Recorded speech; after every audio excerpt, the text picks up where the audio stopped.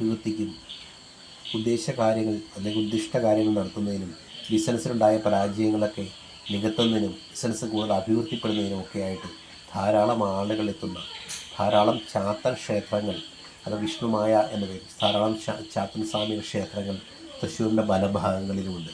ഇന്ന് അത്തരത്തിലൊരു ചാത്തൻ ക്ഷേത്രത്തിലാണ് നഗ്നപൂജ നടന്നതിൻ്റെ പേരിൽ ഒരാൾ അറസ്റ്റ് ചെയ്യപ്പെട്ടിരിക്കുന്നത്, ആ സ്ത്രീയുടെ പരാതിയിൽ. ഇത്തരം ക്ഷേത്രങ്ങളിൽ പോകുന്ന ആളുകൾക്ക് പലപ്പോഴും അവർ പറയുന്ന വിധത്തിലുള്ള പൂജാതി കർമ്മങ്ങളിൽ ഏർപ്പെടേണ്ടി വരുന്നു.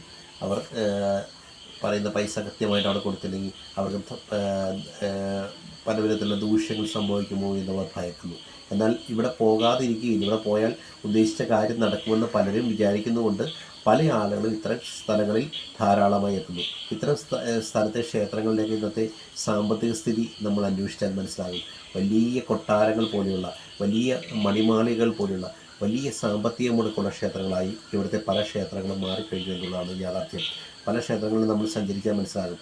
നേരത്തെ ഒരു ചെറിയ ക്ഷേത്രമായിരുന്ന ഇവിടുത്തെ പല ക്ഷേത്രങ്ങളും ഇന്ന് വലിയ വമ്പൻ ബിസിനസ് സാമ്രാജ്യങ്ങൾ പോലെ, വലിയൊരു ക്ഷേത്രമാണോ എന്ന് തോന്നുന്നില്ല, വലിയ പഞ്ചനക്ഷത്ര ഹോട്ടലുകൾ പോലെ, വലിയ പഞ്ചനക്ഷത്ര സൗകര്യങ്ങൾ പോലെ വലിയ സാഹചര്യങ്ങളിലേക്കാണ് മാറിപ്പോയിക്കൊണ്ടിരിക്കുന്നത്.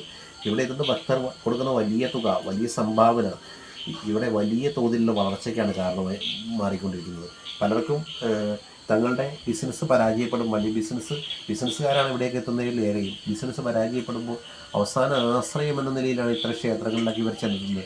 ഇവിടെ ചെന്നാൽ അവർക്കൊരു വിശ്വാസമാണ്, കാരണം അവരുടെ ബിസിനസ് രക്ഷപ്പെടും, അവർക്ക് വലിയ തോതിലുള്ള ഉയർച്ചയുണ്ടാവും.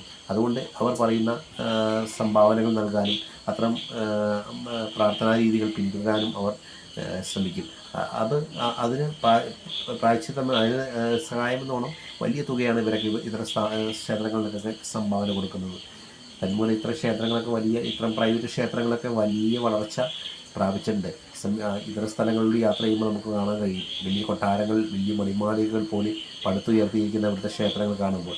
ഇത്തരം ഒരു സംഭവം, ഇങ്ങനൊരു വാർത്ത കേൾക്കുമ്പോൾ ക്ഷേത്ര പൂജാരി, അവിടുത്തെ പ്രധാനപ്പെട്ട ക്ഷേത്രത്തിലെ പൂജാരി സ്ത്രീയോട് നഗ്നപൂജയ്ക്കായി ആവശ്യപ്പെടുകയും അവരെ വീഡിയോ കോളിലൂടെ പലപ്പോഴും ശല്യം ചെയ്യുകയും ചെയ്യുന്ന വാർത്തകൾ, ഇത്തരം സാഹചര്യങ്ങളിൽ ചെന്ന് പെട്ടുകൊണ്ടല്ലേ ഇവർക്ക് ഇങ്ങനെ അനുഭവം ഉണ്ടായത്. അപ്പോൾ സ്വാർത്ഥ താല്പര്യങ്ങൾക്ക് വേണ്ടി പല സ്ഥലങ്ങളിലും ചെന്നെത്തുന്ന മനുഷ്യർ ഇങ്ങനെയുള്ള അനുഭവങ്ങളിൽ പെടുമ്പോൾ മാത്രമാണ് പലരും എന്ന് പറയാൻ പറ്റില്ല, ചില ആളുകളെങ്കിലും സർക്കാർ അല്ലെങ്കിൽ പോലീസിനൊക്കെ ഇതര റിപ്പോർട്ടുകൾ കൊടുക്കാൻ തയ്യാറാണ്.